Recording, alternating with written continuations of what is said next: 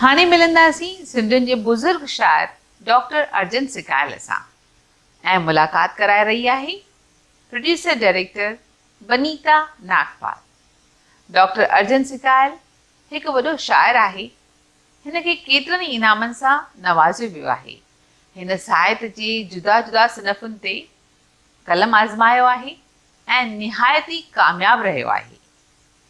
हिन जे अबनि ॾाॾनि जो पेशो हो हिकमत ऐं अॼु हू अञा उमिरि में बि इहा हिकमत करे रहियो आहे। आर्यवेदिक हिन जी आहे ख़ासि ॾात ऐं हिन जो आहे पेशो, पर शाइरीअ सां हिनखे ख़ूब लॻाव आहे ऐं सिंधियुनि जो ई मशहूरु शाइर आहे। केतिरा ई किताब लिखिया अथई, नॉवल लिखिया अथई, सिंधी सिखण जो बाल बोध किताब लिखियो अथई ऐं तुंहिंजे रंधिणे में इस्पताल घरू ॾसनि जो ही सुहिणो किताबु आहे। केतिरनि ई किताबनि हिन जो नालो रोशन कयो आहे। अचो त मिलूं डॉक्टर अर्जन सिकायल सां। दादा, तव्हां पंहिंजो ज़िंदगीअ जो अहम हिसो सिंध में गुज़ारियो आहे। उते तव्हांखे घणे खटा मीठा आज़मूदा थिया हूंदा। उन्हनि यादगिरियुनि खे ज़हन में रखंदे तव्हां कुझु शेर ॿुधाईंदा? सिंध में रहंदे ई मूं साहित्य सां पंहिंजूं ॻंढियूं क़ाइमु कयूं। उते ई मूं पहिरियों किताबु लिखियो, उते ई मूं पहिरियां शेर लिखिया ऐं उते ई मुंहिंजे अदब जी शुरूआति थी। मूं पहिरीं अख़बार बि पंहिंजी उते बर्पा कई ऐं उनजी संपादकी कई। जॾहिं ब्रिटिश हुकूमत में सिंधी आए वेठा, सिंधी अलफ़ पे नए सिर जोड़ी वई त सिंधी साहित्य जो वहुकिरो शुरू थी वियो। मिर्ज़ा कलेज बेग, दीवान दयाराम गिदूमल, राय बहादुर दीवान कौड़मल उन जा बानीकार रहिया ऐं पोइ बागू भेरूमल मेहरचंद, लालचंद अमरनेमल ऐं ॼेठमल परसाम संभालियो। तंहिंखां पोइ त घणेई जवान पैदा थिया, नारायण श्याम, शेख अयाज़, हरी दिलगीर, परसराम ज़िया, घणेई शाइर मैदान में आया, नसरुल नवीस मैदान में आया। ए जे उत्तम उते ई फुलेली अख़बार जी संपादकी कई। कीरत बाबाणी, गोबिंद माली उते ई नई दुनिया बर्पा कई हुई सिंध में। पोइ हिते उहा नई दुनिया उत्तम हलाइण लॻो। त सिंध जूं घणेई यादगिरियूं आहिनि। सिंध जे बारे में, सिंध खे यादि कंदे बि मूं घणो ई शेयर चयो आहे। मिसाल तौरु तोखे ॿ टे सिटूं ॿुधायां। हिते मुंहिंजो आकाश नाहे, हिते मुंहिंजा सितारा नाहिनि, हिते लुड़ाटियल पाणी नाहे, साॻिया कपर किनारा नाहिनि, हिते कराची शहर न आहे, मुंहिंजो ॻोठु सधूजा नाहे, तोता अहिड़ा सावा नाहिनि, कांव बि अहिड़ा कारा नाहिनि। जंहिंजो नालो सिंध सगोरी, तंहिंजी कहिड़ी ॻाल्हि कजे, जंहिंजी आहे जीअ में झोरी, तंहिंजी कहिड़ी ॻाल्हि कजे।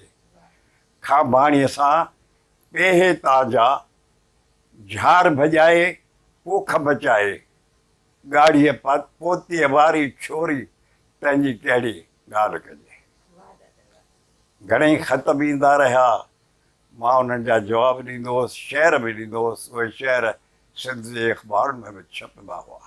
दादा, तव्हां सिंधी ॿोलीअ जे तस्लीमीअ जे हलचल सां जुड़ियल हुआ, उन जे बारे में कुझु ॿुधायो? बराबरि मां बिल्कुलु जुड़ियल रहियुसि। उन हलचल जा मुख्य बानीकार हुआ गोबिंद माली, ए जे उत्तम ऐं कीरत बाबाणी।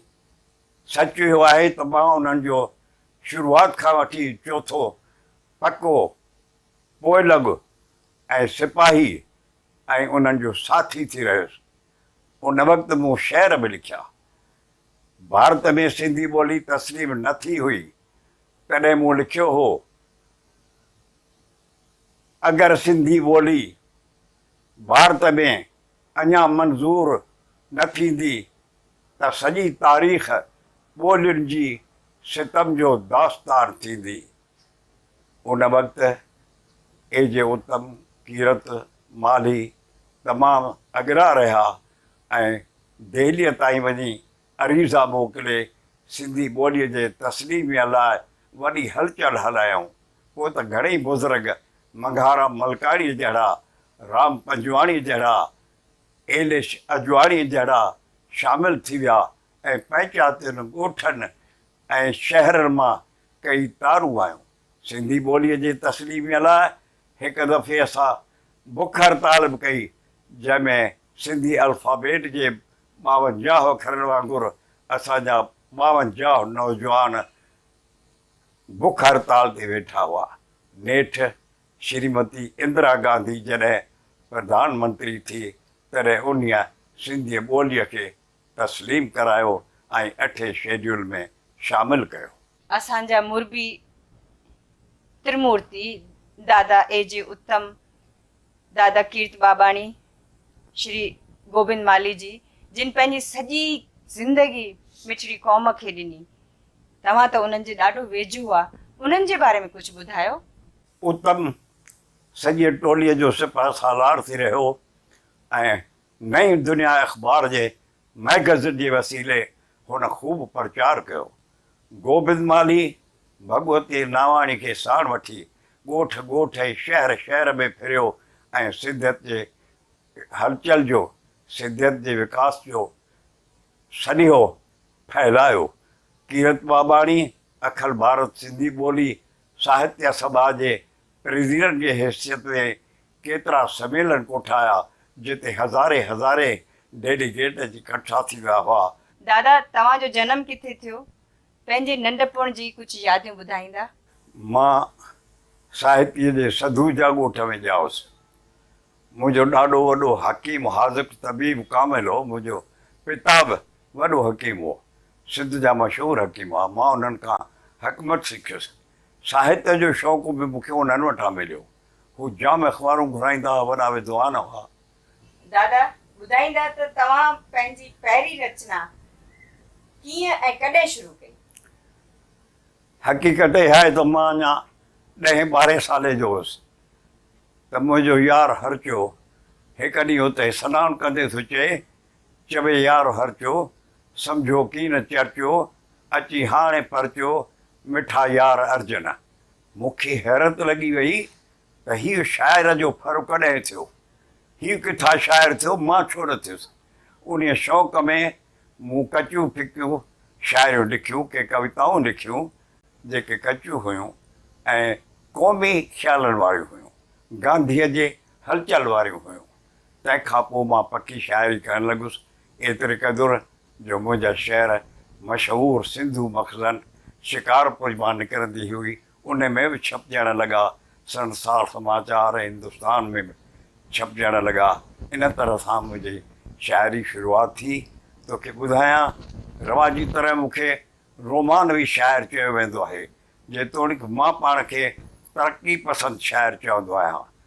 इन ई तरक़ी पसंदि जे ज़ोर ते मूं लिखियो हो त ॻायूं जे नींहं जा नग़मा, पुराणी ॻाल्हि दुहिराए, पुछनि था लोक अहिड़े शहर में आहे ताज़गी कहिड़ी। त पोइ मूं तरक़ी पसंदि शाइरी ॾांहुं शौक़ु रखियो ऐं इश्क बाज़ी वारी, हुस्न परस्ती वारी शाइरी थोरो घटि करे छॾी। पोइ घणेई शेर लिखियमि। मुंहिंजा 4-5 किताब शेर जा छपिया आहिनि। सिज ऐं चंड जा किरणा, अमृत जो कलश, घुमी वञ सिंधू नगर रे यार लंबी कविता, ऐं तंहिंसां गॾु पहिरियों किताब खंड काव्य अनारकली। नसर जा बि किताब घणेई थिया। टोटल 30 किताब मुंहिंजे कलम मां निकिता आहिनि। दादा, तव्हां जेको सिंधी सेखारण जे लाइ किताब लिखियो हो, उन में तव्हांखे घणी कामयाबी मिली हुई, उन जे बारे में कुझु ॿुधाईंदा? सच इहो आहे त उहो मूं पहिरियों किताब हो सिंधी सेखारण लाइ जो मूं लिखियो। उन खां पोइ ॿियनि सभिनी लिखिया आहिनि। टी वाधवाणी, चेलाराम खियाणी, वासुदेव निर्मल, पोपटी हिरनंदाणी, उन्हनि जा सभु पोइ आया। मुंहिंजो पहिरीं किताब 52 में छपिया, हिंदी सिंधी टीचर ऐं सिंधी सेल्फ टीचर। उहे ॿई मूं उन जे द्वारा RKT कॉलेज जे प्रिंसिपल सहस्त्रबुद्धे खे सिंधी सेखारी। उहे किताब 10 दफ़ा छपिया ऐं 10-15 हज़ार कापियूं खतियूं। सिंगापुर, दुबई, हांगकांग ताईं उहो किताब वियो। उहो मुंहिंजो हिकिड़ो तमामु सुठो फ़ख़्रु लाइक़ु योगदानु आहे सिंधी ॿोलीअ जे फहिलाइण लाइ ऐं सिंधी ॿोलीअ खे नए सर ज़िंदा रखण ऐं सेखारण लाइ। दादा, तव्हांजो सिंधी साहित्य में घणो योगदान रहियो आहे। तॾहिं बि तव्हांखे जेके इनाम मिलिया आहिनि उहे कहिड़ा कहिड़ा तव्हांखे इनाम मिलिया आहिनि ऐं तव्हांजो दिलपसंदि इनाम कहिड़ो आहे?